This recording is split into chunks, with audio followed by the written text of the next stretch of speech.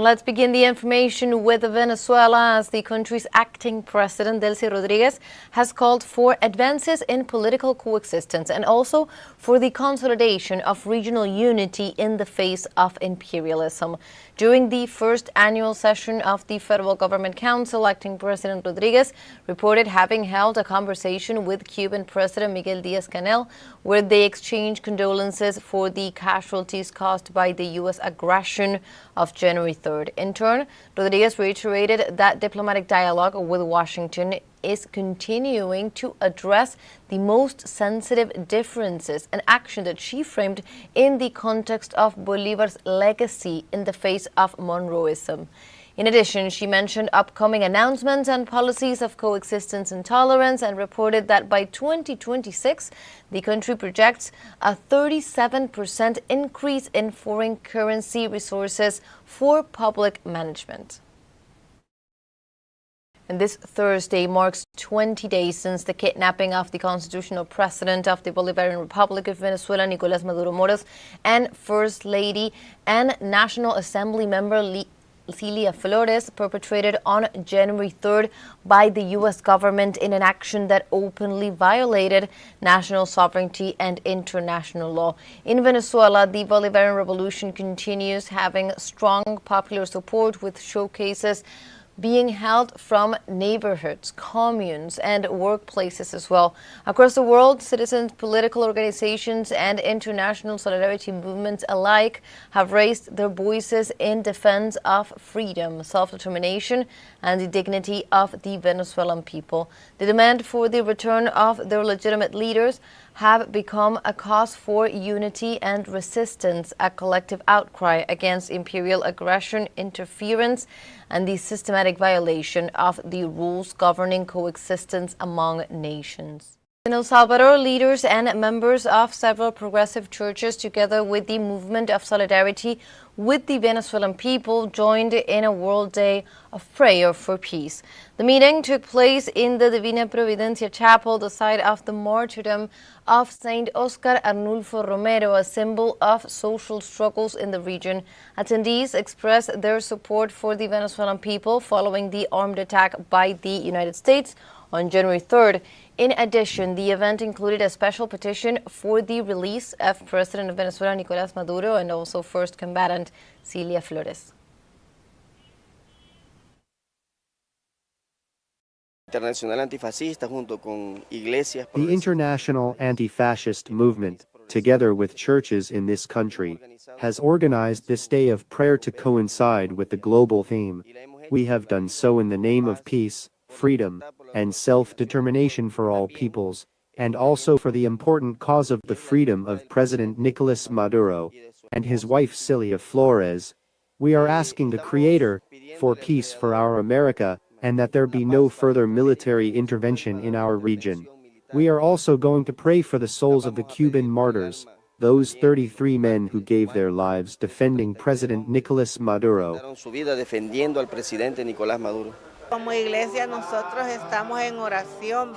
As a church, we are praying that the people of Venezuela may truly experience peace, but with social justice. At this time, we are concerned about the situation in this sister country in our region. As churches,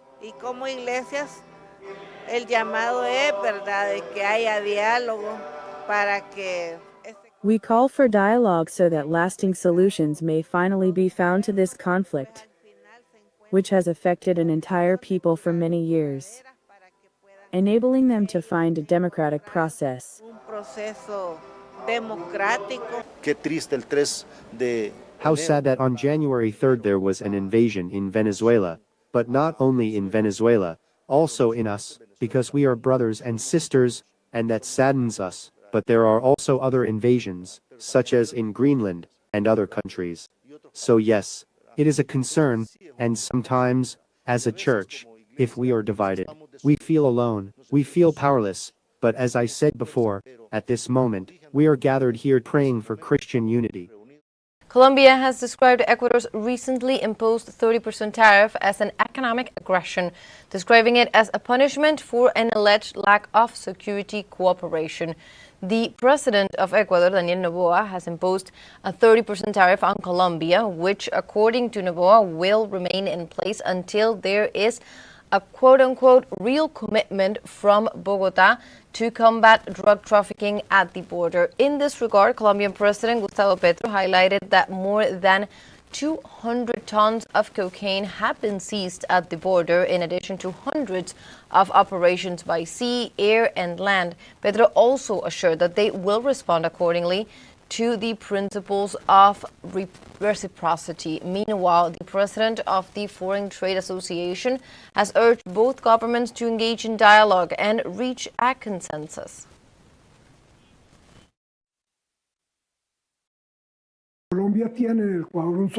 Colombia has a commercial partner in Ecuador, particularly for its manufactured goods and electric power. To think that we are entering a tariff retaliation war, I believe, is not convenient, I repeat, for either of the two countries. The call, therefore, is for the authorities of both countries to engage in dialogue. Representatives of Cuba and Mexico reaffirmed the historic ties of friendship and cooperation that unite both countries during a meeting held at Mexico's Chamber of Deputies.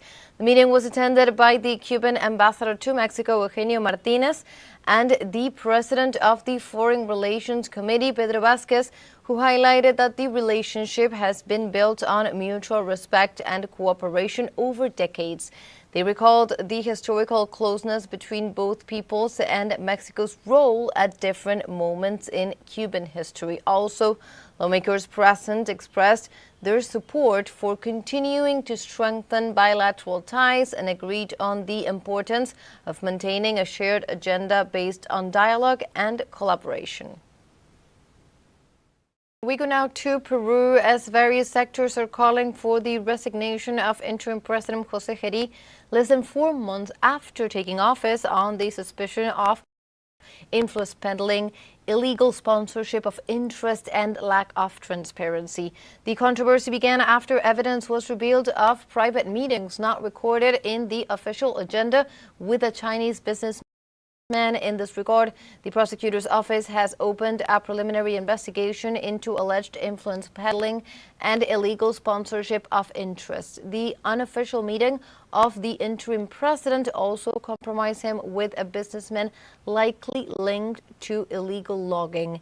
In this context, the so-called Generation Seat has called for protests to demand his removal, despite the fact that on Wednesday, the head of state dismissed the seriousness of these allegations in a meeting with the press.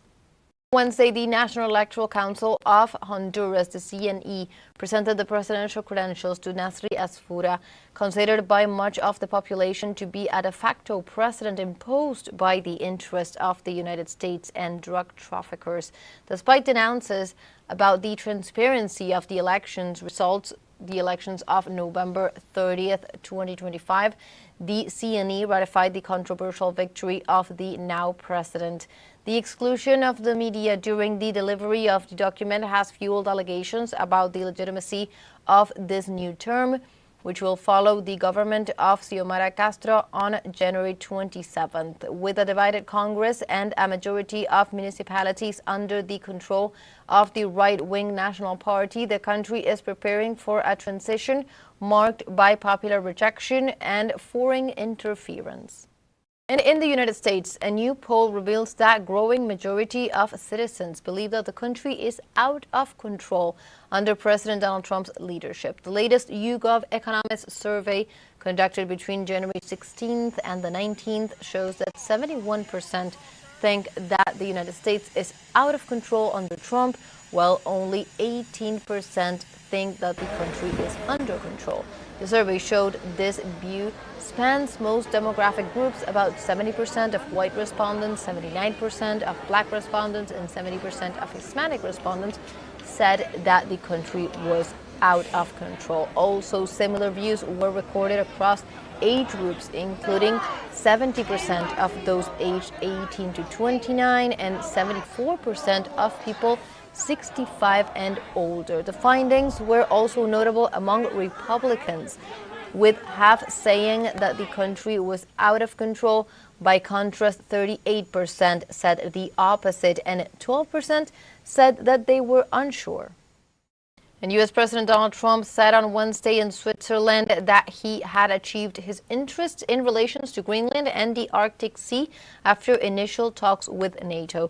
In a statement to the press, the U.S. President declared that the White House had achieved all its objectives and affirmed that it had reached a lifetime agreement over the territory of the world's largest island. In a message on Truth Social, Trump said that the deal included talks about the missile defense system known as Golden Dome. The president informed that the negotiations would be conducted by Vice President J.D. Vance and Secretary of State Marco Rubio, and that its results would be provided soon. The negotiating team also included Special Envoy Steve Witkoff, who will report directly to the president about the progress of the agreement. We continue on topic because on Thursday, U.S. President Donald Trump launched the Board of Peace on the margins of the World Economic Forum in Davos, Switzerland. It is a new international structure presented as a mechanism to promote stability and ensure peace in areas affected by armed conflicts. The official White House statement regarding the creation of the Board of Peace links it to Trump's comprehensive plan for a ceasefire and the reconstruction of Gaza. However, the organization's statute does not limit its activities to Palestinian territory. The U.S. head of state presides over the board, defines its memberships, and has broad powers to veto decisions and remove members. In a geopolitical scenario of U.S. imperialism, Trump suggested that the Board of Peace could eventually assume the functions of the United Nations or render the World Institute obsolete. And on Thursday, Russian President Vladimir Putin met with his Palestinian counterpart Mahmoud Abbas during his official visit to Moscow to discuss issues of bilateral interest.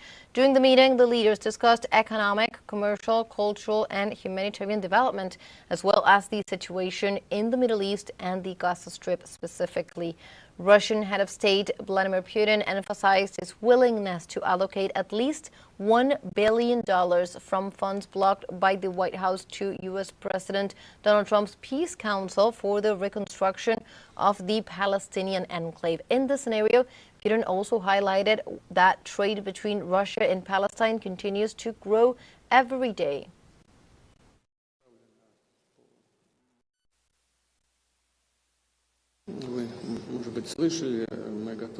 You already heard that we are prepared to allocate $1 billion to this new structure, the Peace Council, primarily to support the Palestinian people and to use this fund for the reconstruction of the Gaza Strip and, more broadly, for resolving the Palestinian problems.